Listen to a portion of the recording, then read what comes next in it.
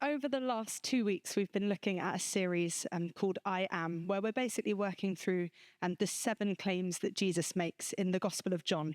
He makes 7 I Am statements. So Mark started just by looking at that statement, I am that I am. And then Warren looked last week at the statement that I am the true vine, and this invitation that we get to remain in, to abide with God. And today we get to look at Jesus' claim that he is the good shepherd. And it feels like a real privilege to get to speak on this morning.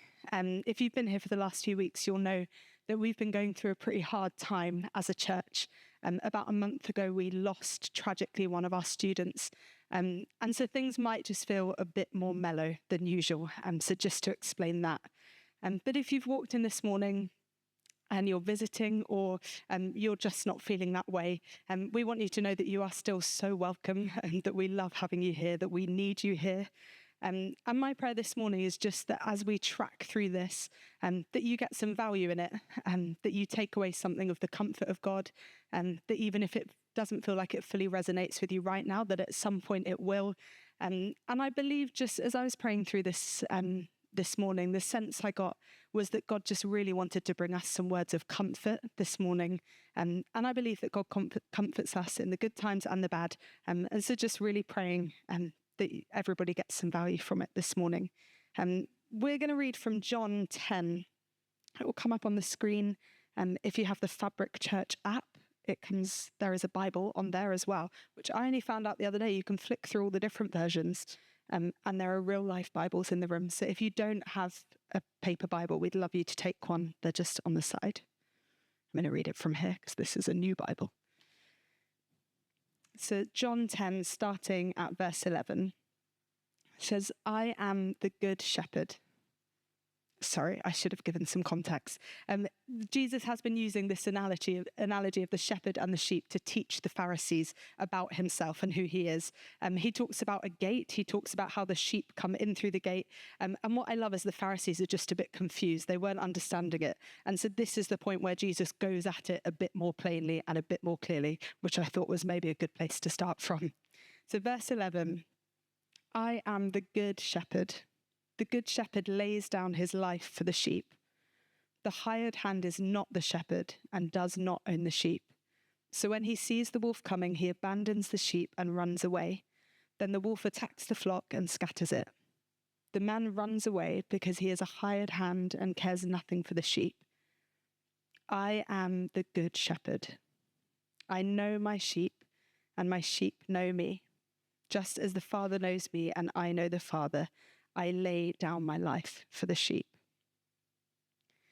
Often when this passage is talked about in church, it's used to frame and to inspire us to this vision of leadership that looks like servant-heartedness and laying down your life and being humble and relational in the way that we lead. And I do think that's a good thing. I found real value in this passage for that. But this morning, we are going to strip it all the way back, because primarily this passage is about how Jesus stands and where he stands in relation to other people. Jesus is the shepherd, we are the sheep. And in this passage, he's telling us how he sees us, how he loves us, what he does for us, and what he will continue to do for us. So what does a shepherd do? What does Jesus, the good shepherd, do? I had to do a lot of Googling this week because I am not a country girl. I honestly could not tell you the difference sometimes between a cow and a goat. Like, they look the same to me. I often joke that I've just missed Farm Animal Week at school. I don't know if that was a thing, but I've had to do so much Googling. What a shepherd does apparently can be boiled down to 2 things. A shepherd guards and a shepherd guides. So it is the shepherd's primary responsibility to take good care of, to protect the shepherd's flock, to look after them, to make sure that they are safe, to keep them close. And historically, the role would have also been to guide them. Sheep have a rubbish sense of direction. They often get lost and wander off.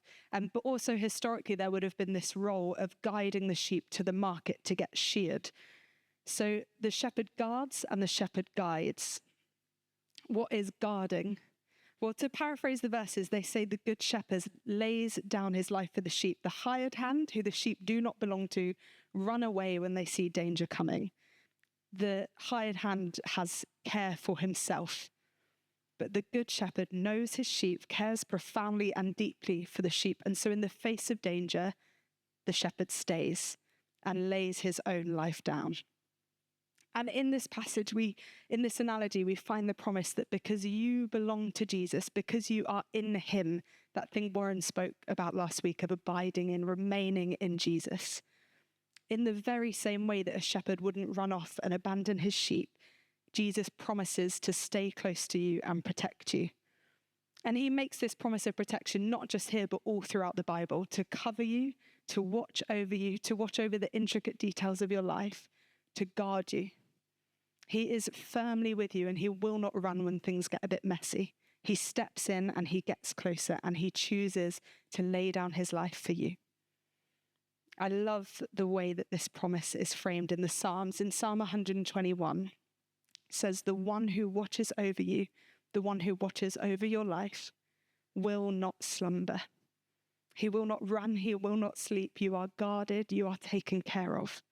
So even when things are going good and when things are going bad, in the middle of mess and of heartbreak, the promise is that God is watching over the details of your life. So the shepherd guards and the shepherd guides.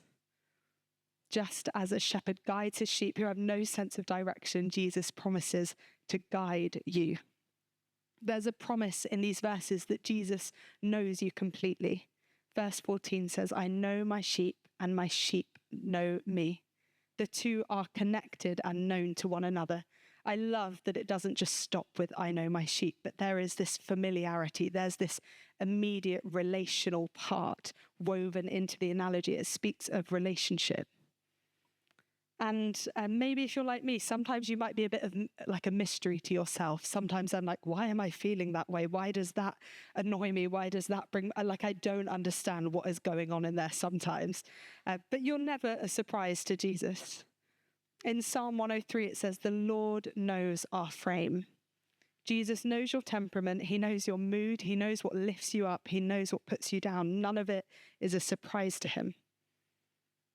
And the joy of following Jesus, the joy of him being your shepherd, is that because he knows you completely, he is able to lead you effectively. Because he knows you completely, he is able to lead you effectively. The good shepherd knows exactly what you need, and he's able to give it to you at the precise time that you need it. You may have heard stories rumbling around the church of Mark and Joe's dog, Alfie, who is a pretty old golden retriever. And there is not one, but there are numerous stories of people who have gone to take Alfie for a walk and made it about 10 meters down the road before Alfie just lies down and refused to move. Warren was perhaps the weakest. Him and Alfie ended up getting a lift in a car back from the park. How long were you stood there? 30 minutes. 30 minutes. Lashomo got stranded in Hyde Park with Alfie. There honestly are so many stories like this. And I reckon there would have been some days in ancient times where these sheep did not want to get up and go to the market and be sheared. It would have been a long journey. It would have been hot. And I think sometimes they probably just didn't fancy it. But the shepherd knows that if the sheep is not sheared, if the sheep doesn't make it to where the sheep needs to be, then eventually they will overheat and the weight of the wool would get so much that the sheep would be unable to move or get up from the weight that it's carrying. And I just love that picture of the shepherd helping the sheep to manage its load, of the shepherd helping the sheep to manage the weight of what it's carrying. And that's what Jesus does for us, helps us to manage our load, takes off the things that feel unbearably heavy.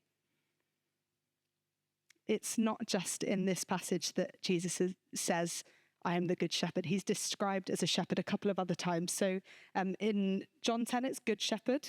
In Hebrews 13, great shepherd. And in 1 Peter, the chief shepherd. So Jesus is saying, like, I'm good at this. I know how to shepherd you.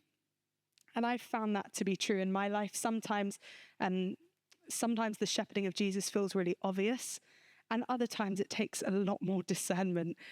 Often it takes a lot more like trying to work out exactly what's going on around you or other people helping, but he always guides. I wonder what you need from Jesus today. When we were praying before the service, we were praying into that Galatians passage on the fruits of the Spirit. We were praying for love and joy and peace. Maybe that's what you've come in here this morning needing. Maybe it's something else, something practical. Maybe you need a career breakthrough, a financial breakthrough, wisdom, peace, courage. Jesus, the Good Shepherd, knows you and he will guide you. And over this last season, we've been led and comforted by Psalm 23, which Joe Bright explained beautifully. He said that this is a really famous psalm, but often you don't realize its true meaning until you're in a moment where you really need it. So we've clung onto this as a church. And it's linked to our teaching today because the first few words of Psalm 23, we're going to read it in a moment, they move us from just saying Jesus is the Good Shepherd to Jesus is our Good Shepherd, knowing him personally as the one who shepherds us. So we're going to have a quick look at Psalm 23. It will come up on the screen again.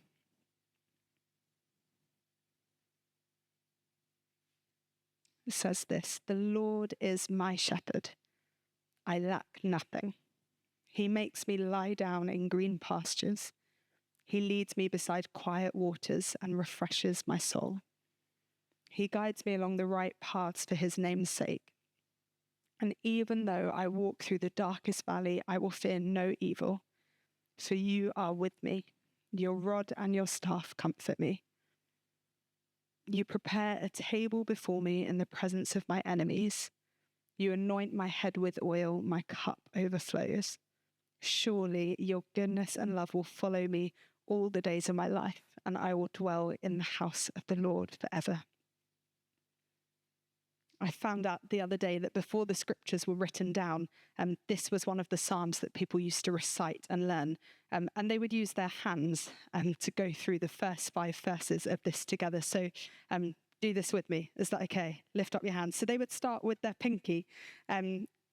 Pinky is not the official term, is it? What's their little finger, their little pinky? And they'd start with that, and that would be the God. There is no other God. He is the God.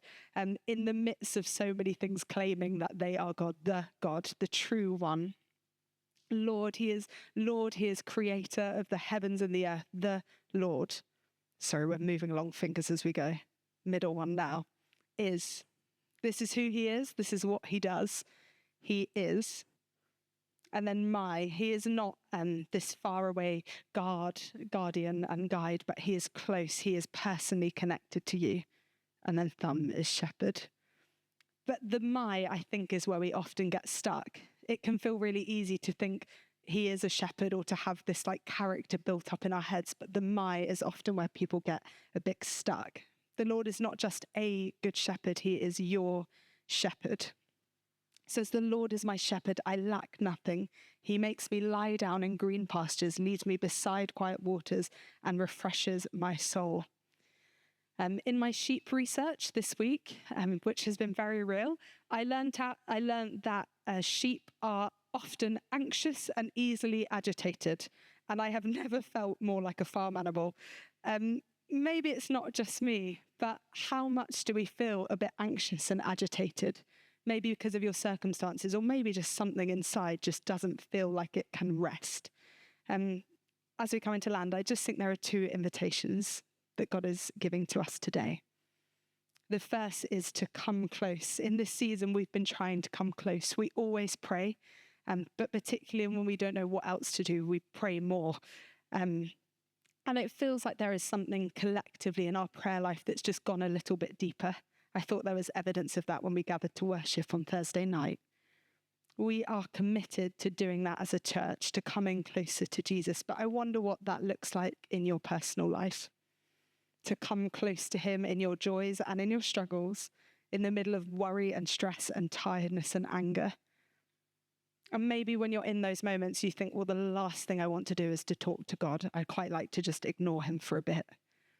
But if you can muster up even just the most simple prayer of, "God, would you come close to me today?"